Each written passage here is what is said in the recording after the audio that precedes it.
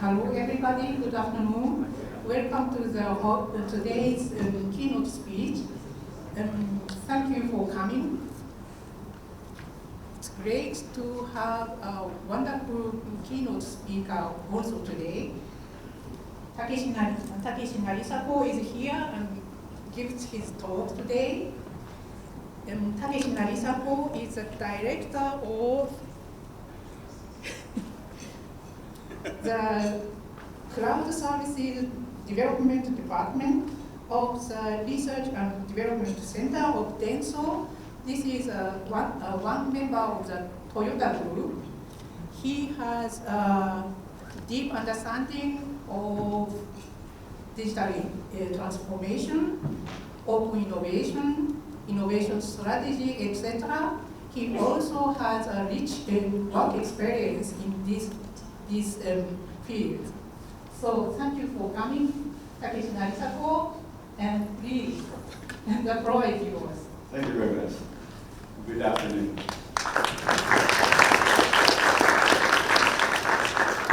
It's Friday. It's TGIF. Thank you, Lord, it's Friday. Even though, thank you for coming here to discuss about the mobility and technology. I'm not used to speaking in this kind of situation, so I'm afraid it's often hard to hear, but please forgive me. My name is Takeshi NARISAKO, called me Take, Take. As a guest professor at the Gifu University in Japan, and I have a design thinking classes there. I also started a company called Keynote4, which is business to help solve the social issues and create a cooperation innovation using some methodologies of design thinking or service design or effectuation. I've also been in information technology industry for a long time. For example, IBM or SAP or founder in China or a Japanese startup venture or something like that. I was particularly involved in internet and cloud engineering. For the past 6 years, I have worked for an automotive part manufacturer called DENSO, one of the major automotive parts provider in the world. Maybe Bosch, top provider is Bosch, and second is maybe DENSO. DENSO is one of the Toyota group, but our customers all over the world, including the GM, Ford, Mercedes, or even Ferrari or something like that.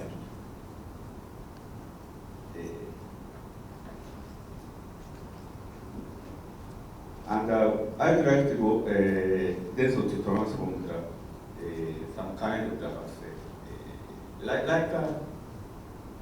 a Tesla. Tesla and Toyota or GM vehicle is totally different from the design or configuration, something like that. So I'd like to change the Japanese automotive industry by using the cloud technology or internet technology or software technology or some kind of the methodology of the design thinking or something like that. Okay. So today, I'd like to talk about the mobility and technology, which is the theme of GPT-4. First, I will talk about the outline of the generative AI presented by the GPT, and then talk about the Web3, which is the concept of the distributed internet. Finally, I'd like to talk about the ideas about how these technologies are likely to transform mobility. Before I get to the point, I'd like to talk a little bit about my own thoughts or my own history on technology. I think this place is made up of the people of various generations. Has anyone experienced something like this? Things that were normal until some technology came along are now inconvenient for you. When new technology becomes normal in every life, it changes the way we live and work.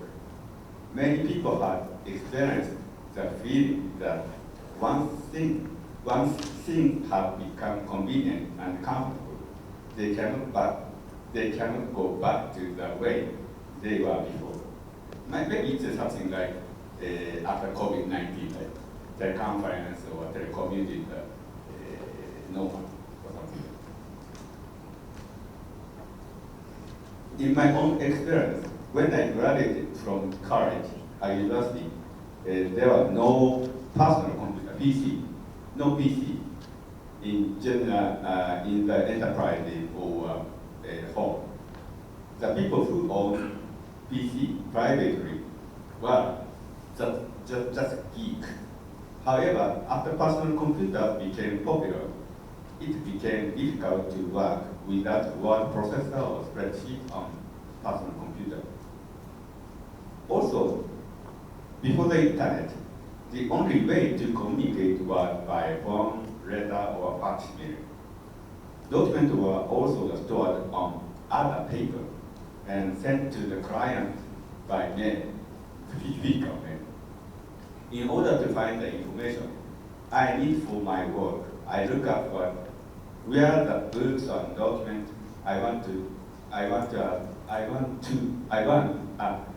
where the books and documents for some kind of information I want, where are stored. Then I went to the storage place and searched for the necessary information from a huge amount of the document or books. Sometimes it took me a day or a week or something like that to finish. However, after the internet became available and company's network, company's server were created, set it up, it became possible to search, online search the company server from the PC at your desk. The information I need to do my work is now available in a minute or a second instead of a day or a week. The internet has expanded not only within a company but also globally. You can contact anyone in the world by email. Various information is uploaded on the cloud and can be searched using the search engine like Google. It has become possible to find and obtain the necessary information in a short time from among the vast amount of the information in the world globally. The internet has made it possible to transnational borders. Business using the internet, such as paid content distribution sites by companies and creators, have started. On the other hand, information distribution, aggregation, and accumulation by citizen users began to take place. One of the most typical examples is Wikipedia. I think Wikipedia is the world's largest encyclopedia, and this was made by volunteers, not commercial volunteers, by volunteers. The internet has become a free network with no boundary between organizations and countries, and can be used by anyone in the world. And it has become a platform where everyone in the world can voluntarily transmit, aggregate, and accumulate information. I believe that the internet is at the root of the technology that we cannot live without today, maybe a lifeline or something like that. Therefore, it's often referred as before internet and after internet, before internet era and after internet era. Even in the world of after internet, various new technologies have been developed and spread. Smartphone, video distribution, online payment, etc. Other new social infrastructures. However, I don't think any of these technologies have had an impact of changing as many things as the internet. Personally, I thought there would be no technology with a greater impact than the internet. But recently, two technologies have emerged that deserve it. Web3 is one. Web3 based on the blockchain. And generative AI represented by the ChatGPT just suddenly appeared a few months ago. I believe that these two technologies have the potential to have the same impact as the internet. Therefore, in this session, I will focus on the mobility and talk about how Web3 and the generative AI are likely to impact our life. I would like to talk to everyone about what kind of changes new technologies may bring to mobility, not as an example, but as some kind of a concept or dream.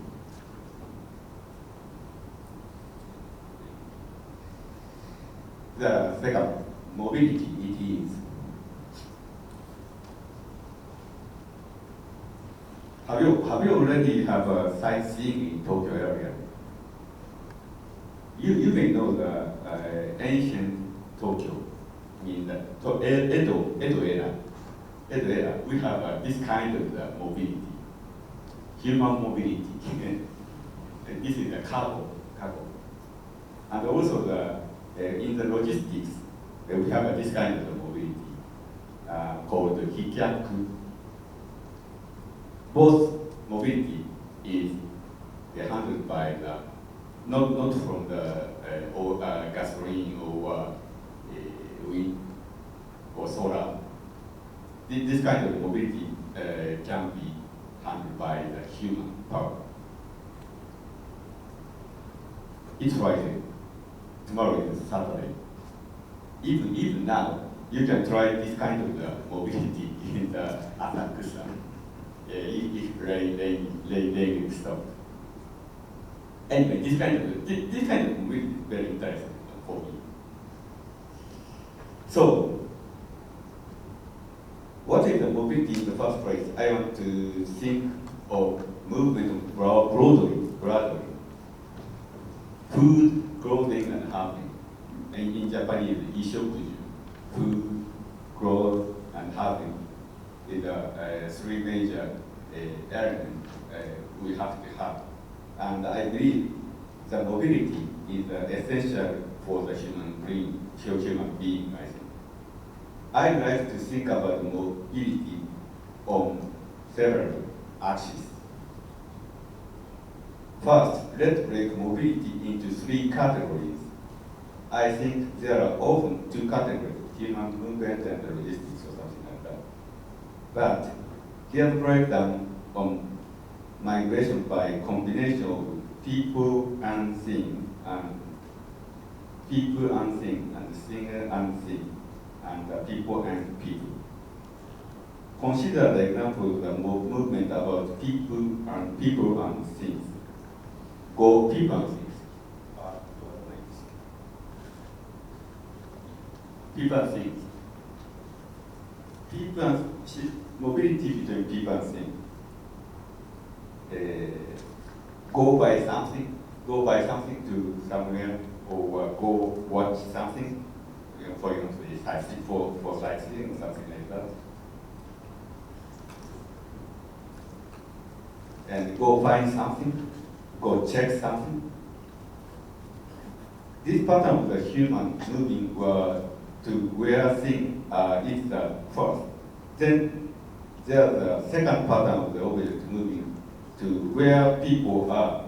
Instead of the go by, it's like a start a boat online arrived and delivered arrived.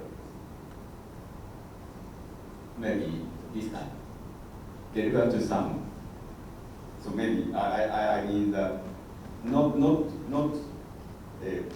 things would come here or something like that. So I mean that it's a relative. As a second category, consider the human and the human cases, people and people cases. When you think about the purpose of the movement between humans, you go to talk, go to see face, go to sound face, go to earth, go to eat and drink together, go to get together and interact, go to emphasize.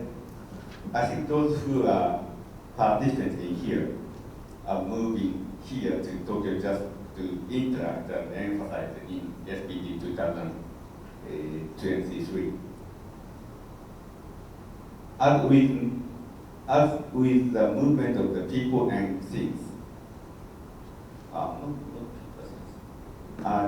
people are people.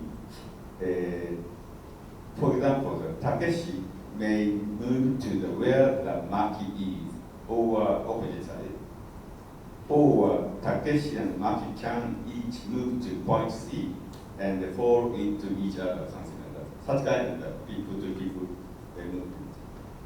With regard to things and things, I think we can think of movement, for example, things where material are transported to the factory and combined with the other transported materials into a new product, manufacture, correct? Or assembly. On the contrary, it may be that the repair machine and the replacement part move to the broken car. I think there is a relative mobility here too.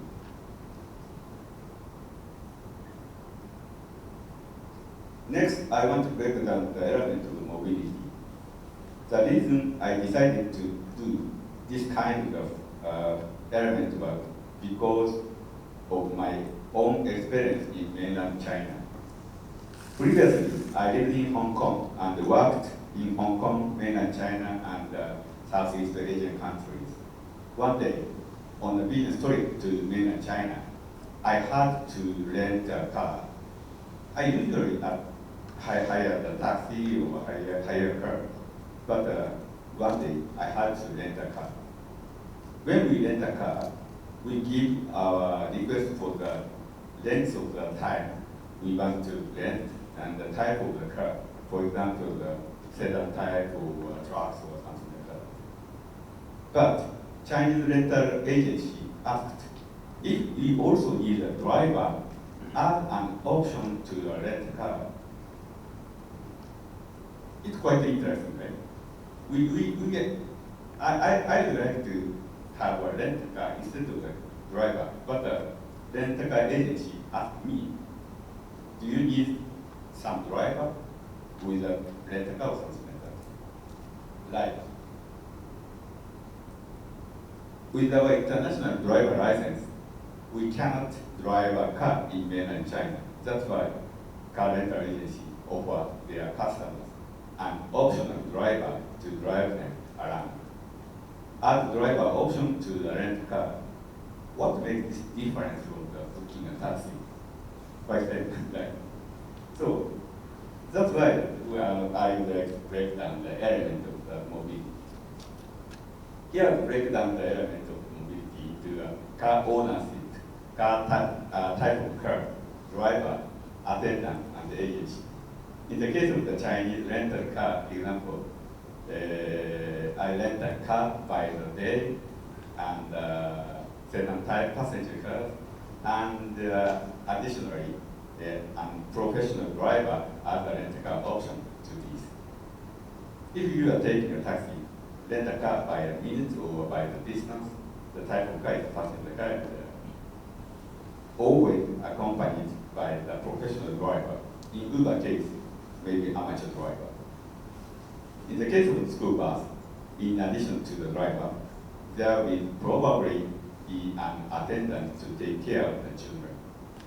In the case of the type C bus, there may be a guide who's an attendant to guide or explain. Airplanes have the attendant. Ambulances have an attendant also. You can see the mobility is made up of this combination of the elements.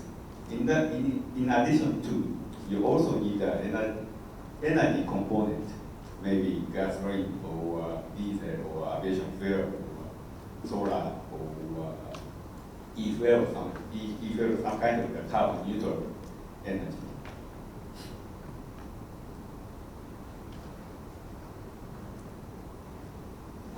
we focus on the system. The journey is from point A to point B, right?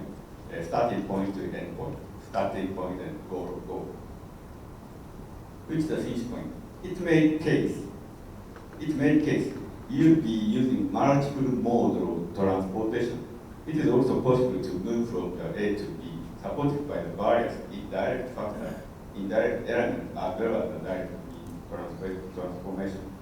Each of these various elements can be thought of the system. From the perspective of mobility, and from the perspective of each system, the system may be self-contained individual. However, when a person moves from A to B, they often use the multiple system to make the choice. In this case, from right side to left side, he has to use the system C and the system B and system A.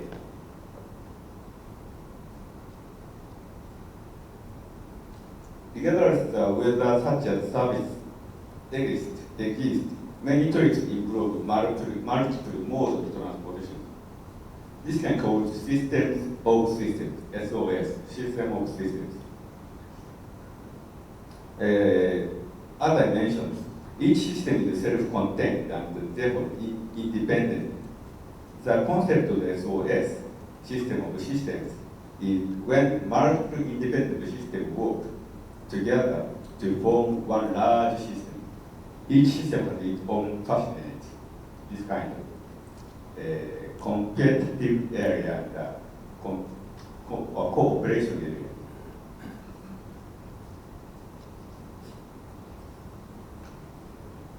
This is what makes it possible to travel from A to B. Stress. Many types of transportation come with various stress. That include delay due to the traffic congestion, waiting time when transfer between multiple modes of transportation need to have some margin to time to prepare for unforeseen accident. For example, one might plan to arrive 30 minutes before the required arrival time, something like that. In logistics,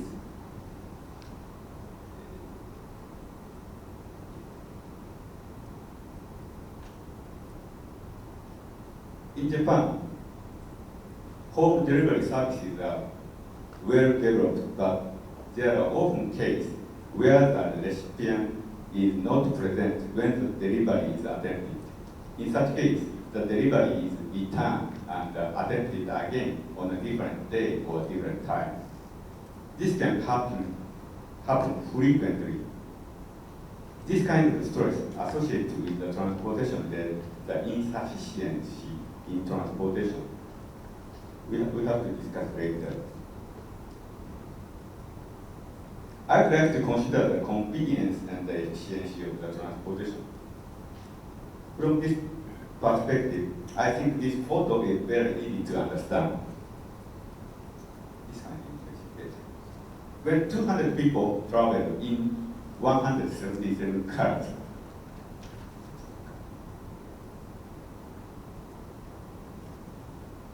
One 177 people in 200 people in 177 people here, and only human focus on humans. This kind of space, like with bicycle, human power is energy source with a highly efficient composed by car. And in case light rail instead of the bus, we can do it with just one vehicle. So light rail can be handled 200 people. And also the teleconference, telecommunication, the metaverse.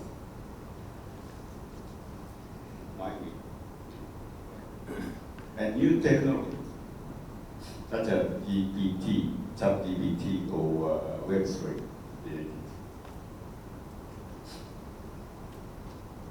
I am so tired, so I'm going to be lazy. Larry Ward, program power writer, said be lazy. So that's why I would like to be lazy, and I will pass it over to her and take a break for a while.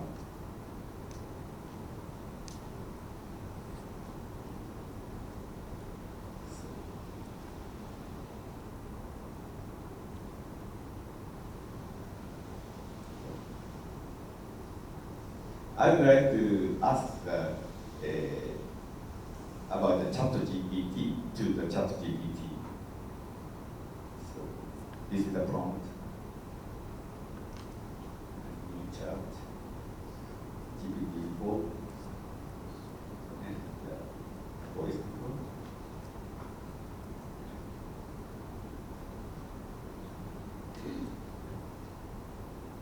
Maybe all of you may know that prompt is very important. So I asked ChatGPT to explain the LLM, large language model, and the generative AI. And English should be a college student level or something like that. Well.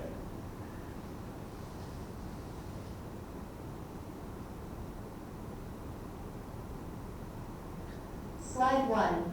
Introduction to LLM and Generative AI Large Language Models. LLM, Generative AI. Good day, everyone. Today we will discuss two primary themes. Large Language Models, or LLM for short, and Generative AI. Now, these two are interconnected concepts in the field of artificial intelligence. They are a part of what has made AI such a dynamic and disruptive force in various fields today. Slide 2. What is LLM? Definition of LLM USE cases. Firstly, let's focus on large language models. These models, such as GPT-4, are AI systems trained to understand and generate human-like text. They are designed to predict the next word in a sentence, having been trained on massive data sets that include parts of the internet. Due to this, they can write essays, answer questions, and even create poetry. Slide 3. What is generative AI? Definition of generative AI use cases. Now, let's move to generative AI. Simply put, generative AI refers to systems that create new content. It could be text, images, music, or even speech. They learn patterns from existing data, then generate new data that mimic those patterns. It's like how a painter might study many landscapes and then paint a new landscape from imagination. Slide 4. Introduction to ChatGPT and GPT-4. ChatGPT overview. GPT-4 overview. So, where do ChatGPT and GPT-4 come in? Well, ChatGPT, for instance, is a version of a large language model developed by OpenAI. It's designed to engage in conversation with users, generate human-like responses, and even perform specific tasks like scheduling a meeting or drafting an email. GPT-4, on the other hand, is an advanced version of this model. This kind of It's been trained on even more GPT and GPT-4. So secondly,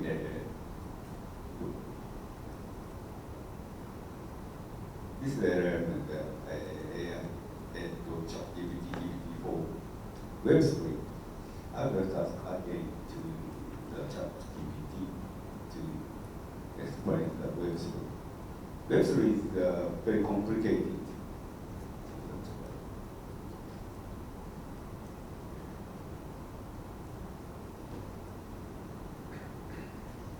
Chat and maybe speed up.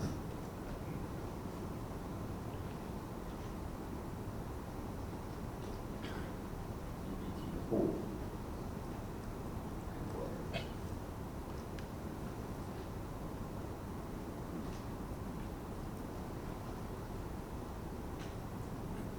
Slide 1. Introduction to Web3 slide text. What is Web3? Evolution from Web 1 and Web 2, decentralization and trust talk graph. Ladies and gentlemen, welcome to today's lecture where we'll explore Web3. Web3 is the next generation of the internet, and it represents a paradigm shift in how we interact online. While Web 1 allowed us to read static websites and Web 2 allowed for user interaction and social media, Web 3 brings about decentralization.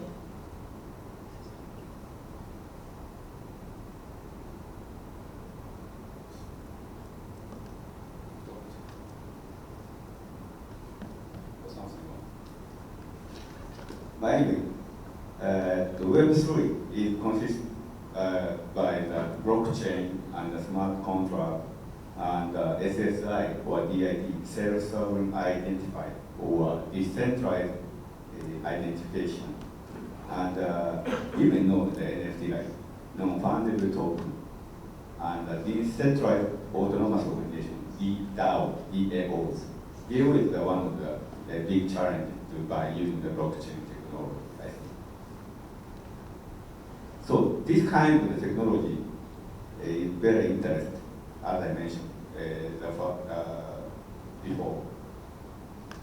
We would like to check the use case of this kind of technology to the mobility field.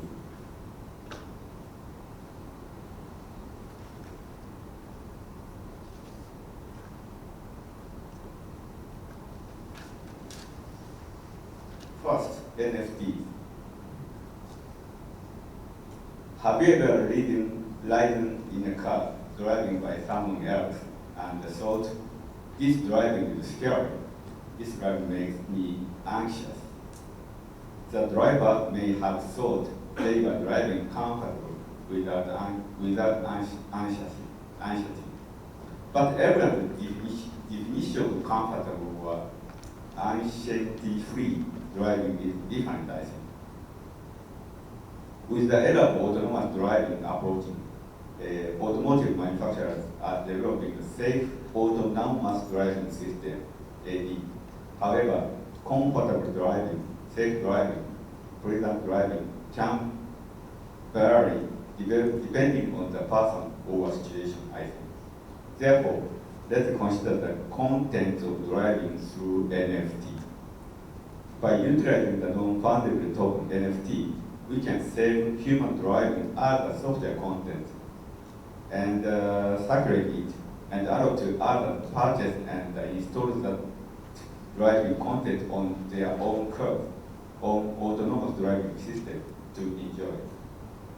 We prioritize the diversity of the individual of travel experience in the era of the autonomous driving, allowing users to save, share, and sell their own driving experience as software content. First, we will build a system to collect and sell driving data and sensor data and record individual driving experience as software content. Based on collected data, we will generate NFT that represents driving experience. NFT will include information such as driving route, speed, acceleration, handbrake, brake operation, or something like that. In this case, various types of the driver send driving data, software content at the NFT market. And these guys would like to have a high-speed stack. So that's why they purchase this kind of driving data to purchase the data and they install to their his own autonomous driving car. That kind. We will commit to develop the autonomous driving software content and NFT providers. Developers can sell their own driving data and software content as NFT and receive reward. Purchasers can experience to drive through their preferred software content, driving software content. Not only can you enjoy safe driving, but you can also purchase driving content from F1 driver and enjoy it on a circuit, something like that. this kind of NFT is, I think, very, very interesting for the era of the autonomous driving. Next, SSI. This is a use case for the unbundle and rebundle using the digital key on the smartphone with self-sovereign ID and the decentralized identification. First, let me explain SSI and DID briefly. SSI, self-sovereign identifier, is a concept where individual users manage and control their own digital IDs. This approach enables individual users to directly manage their personal information and determine who can see it. Decentralized identifiers is one of the technologies that help realize the SSI, self-sovereign ID, allowing users to control and authenticate their own digital IDs using decentralized technologies such as blockchain. By using DID, users can generate, update, and revoke their own digital ID and make self-assertion without relying on third parties. Here are user stories for where there is no digital key and after digital key by using the SSI DID. Without digital key, a person who is going on a tour to drive a car, but he finds that his car is broken. He gives the key to the repair shop to fix it. In the meantime, he decided to use the rental car, and go to the rental car shop and receive the key for the rental car. Then he drives, and he arrived at the hotel, checked in, and received his room key. So, in this case, he has to have 3 keys in a whole story. Right?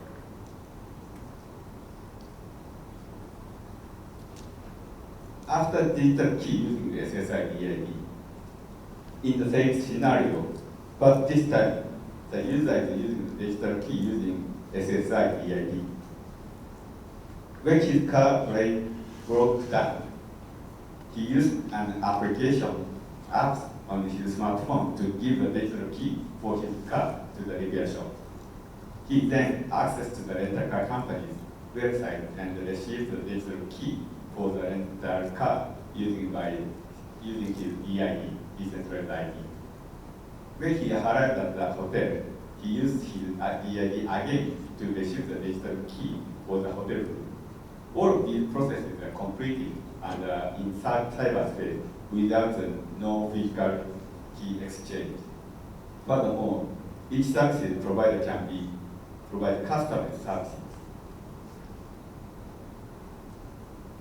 Let's take a look at a diagram of the organization, the process of this story. Pay attention to the keys.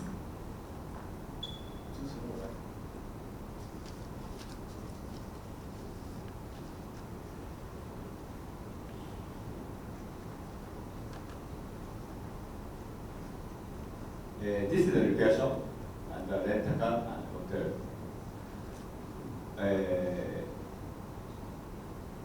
Car owner gives his key to the repair shop, and after that he takes the key for the rental car, and also that he gets the key at the front of the hotel. So this kind of process can be unbundled by using the smartphone apps, by using the SSI and the DID. And after that, we can bundle the smartphone digital key services, unify the services about the key, and also the booking services or payment should be unbundled and unified for this kind of the process. And also the key exchange and booking or contract or payment is quite close. Right? So that's why the smartphone digital key services and the smartphone reservation and payment services should be rebundled. This kind of the unbundle and rebundle would be offered by using the SSI or DIT. Make sense? No? Finally, I would like to show the ChatGPT. As I mentioned, Denso is automotive parts manufacturer, but we also make this kind of industrial robot. So I would like to show you the robot with ChatGPT.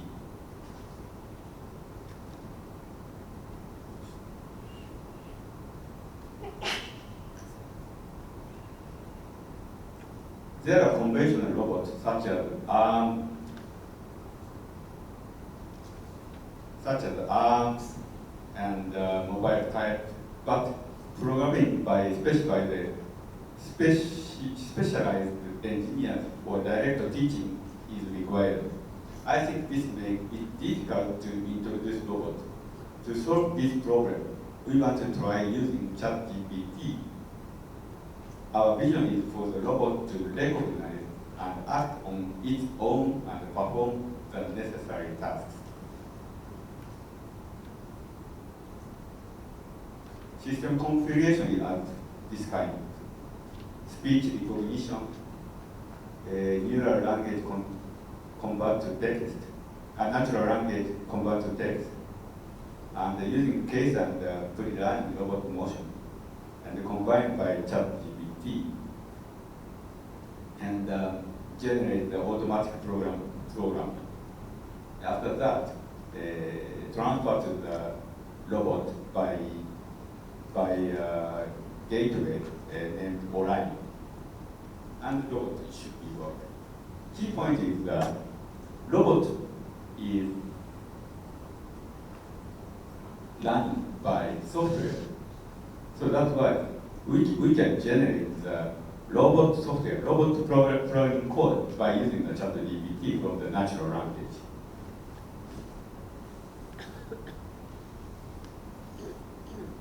Our ultimate goal is to create this kind of world where human and robot work together. In this picture, there are human and robots carrying things and making coffee. The person or robot who is free will do work, and the computer top of the stack, right? ChatGPT will manage everything.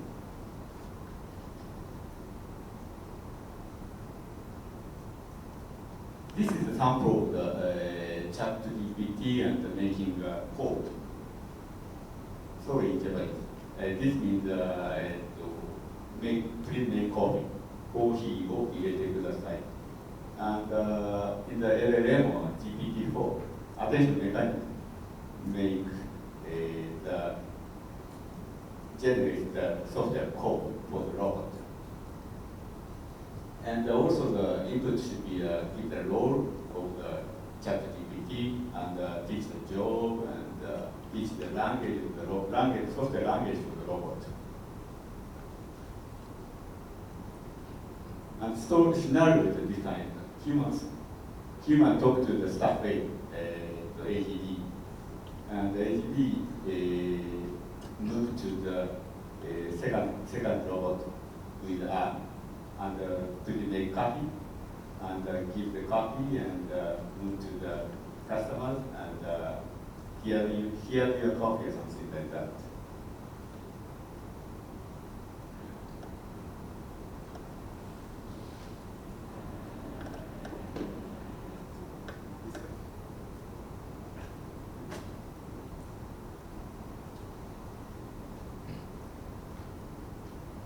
This is the generating story of the by the ChatGPT.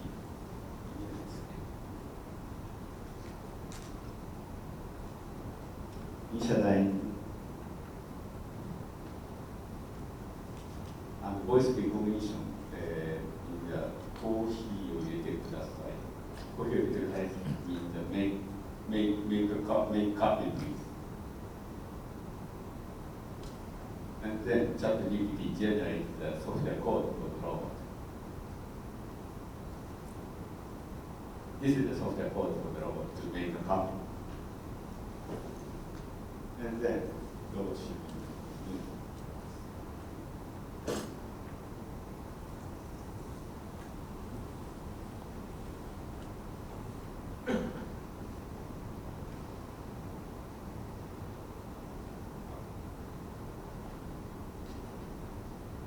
At the moment, it's on the development, so AI copy, but he can make a copy actually.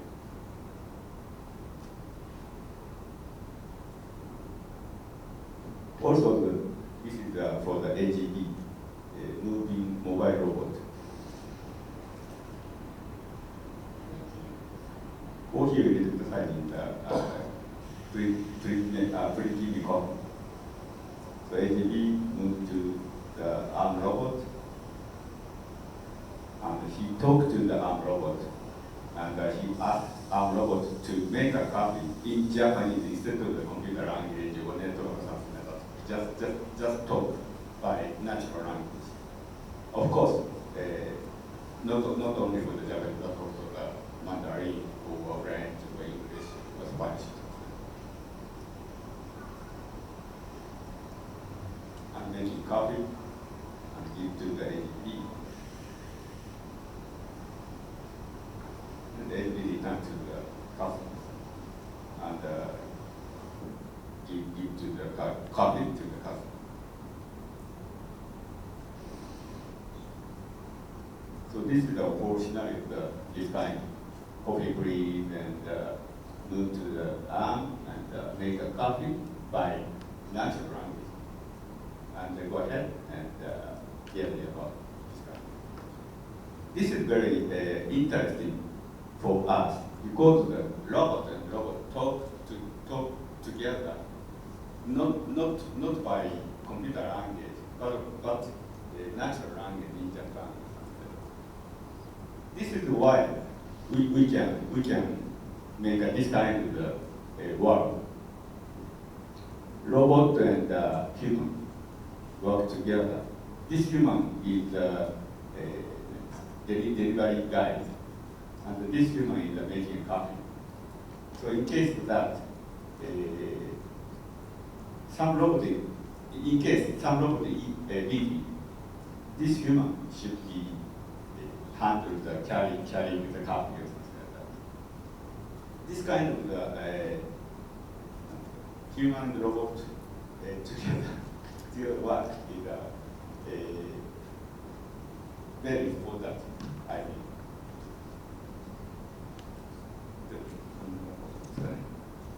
Okay, it's time to Q&A.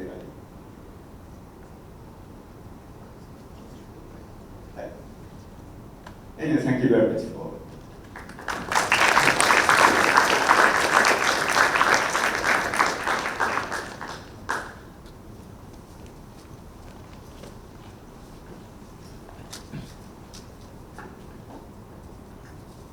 So thank you. This was really some exciting stuff there at the end. And I totally agree with you that the voice interface is the future of robotics. And we've been doing some similar stuff in my class as well. But I want to ask to see how you solve a couple of problems that we ran into, which is you can give the instructions in a natural language, but then the code has to be, like it'll produce the code, then that has to be compiled, and then you have to turn that into something that the robot can understand. And it takes some time, right?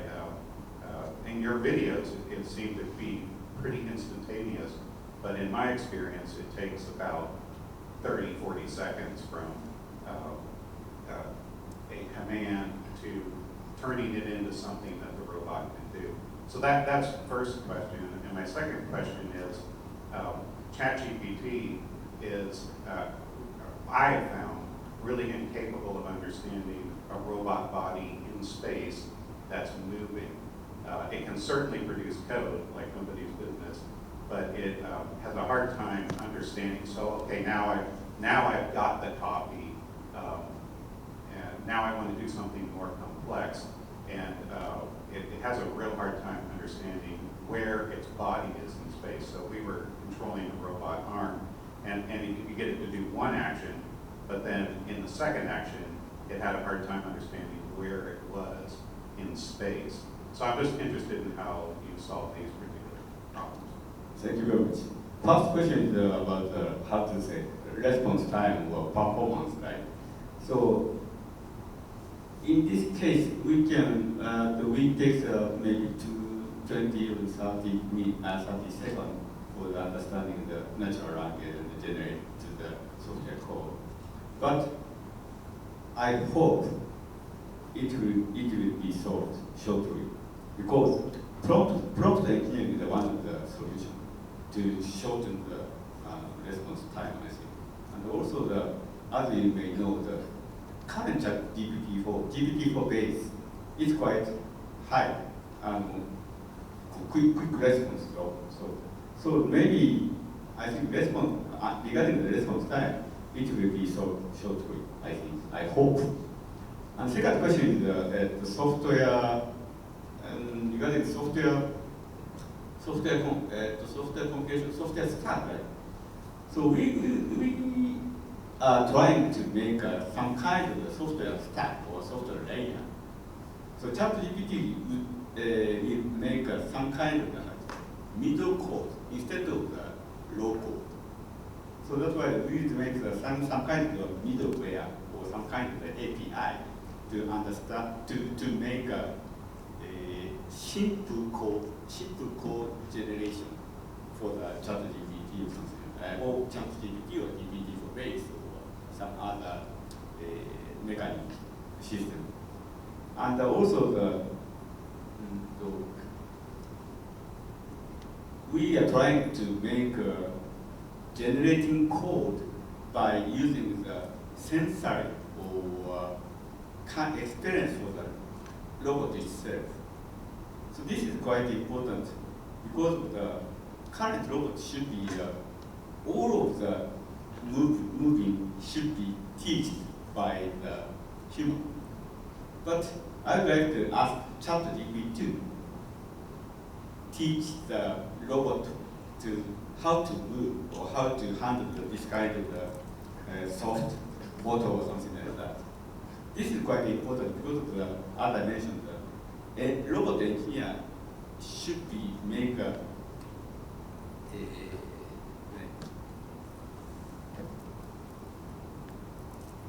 low code for the robot handle, but the ChatGPT making some such kind of low code automatically, I think. Thank you very much.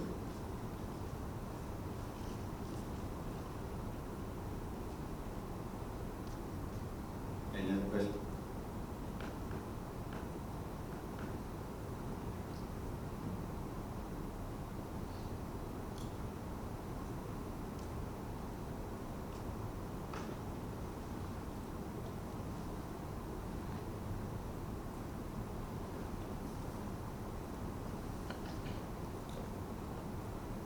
I've got more. I'll talk with you all afternoon. So what I'm interested in is the next step. So after we have the voice interface robots, and robots are now more common in everyday life, can you speak a little bit about how you see robot? So let's talk about your thing person interrelationship with machines. What kind of changes do you see coming for the way we interact with these machines in the office or in the home?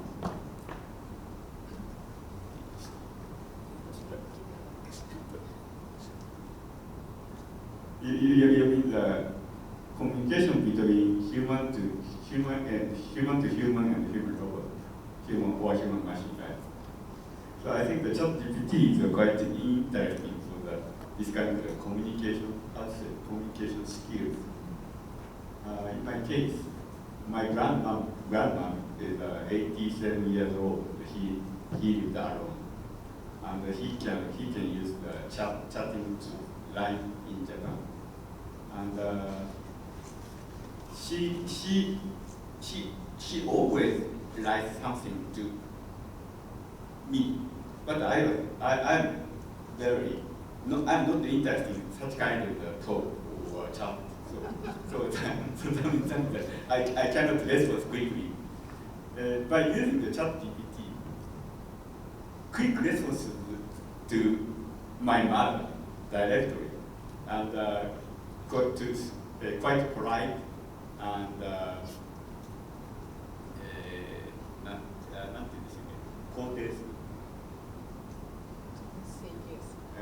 so say yes or something like that.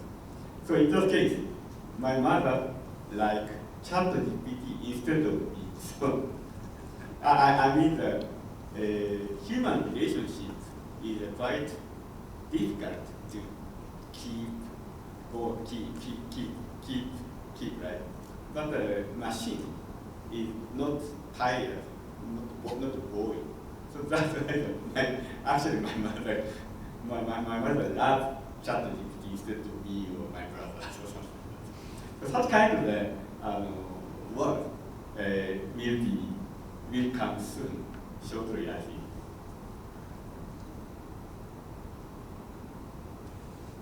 Thank you. Any other questions or comments?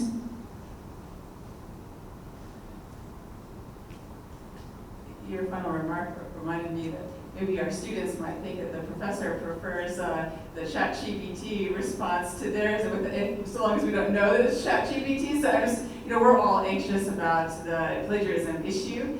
So I'm wondering if you have any thoughts about how to avert that issue or use ChatGPT in the classroom while still getting students to think for themselves and do their own work in writing.